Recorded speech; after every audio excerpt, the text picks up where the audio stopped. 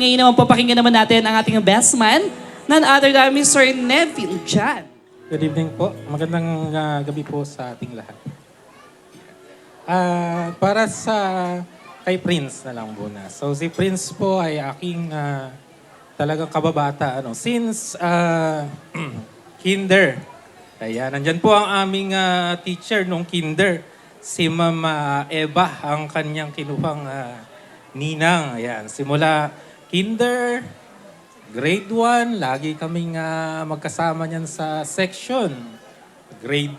Hanggang grade 6, hanggang high school. Ayan. So, nung nagkahiwalay lang kami niyan, itong college lang, nagkahiwalay kami ng school. Pero sa dami ng aming mga pinagsamahan, nang kami ay elementary, talagang maraming pahina ng hindi maisusulat sa sa notebook. Mapupuno po siguro yung notebook sa dami ng aming mga happenings sa lahat ng bagay, sa kalokohan, sa daan kapag kami umuwi, Di ko na lang po mababanggit yung aming mga dinadaanan, At kasama na rin yung mga bagay-bagay na hindi ko na-share. Ayan, nung high school, ayan. Lalo nung high school, ang dami namin yung mga moments na para hindi kami ma-stress dun sa aming pag-aaral.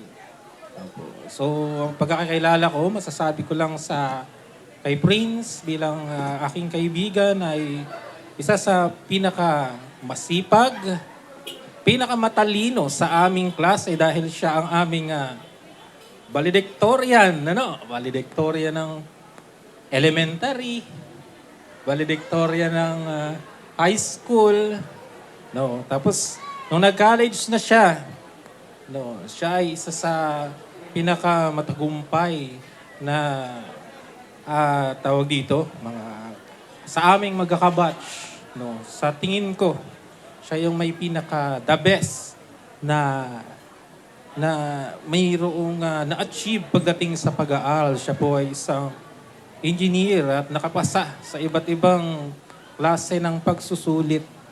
So iyan ang katangian ng aking best friend na masasabi ko na maipagmamalaki.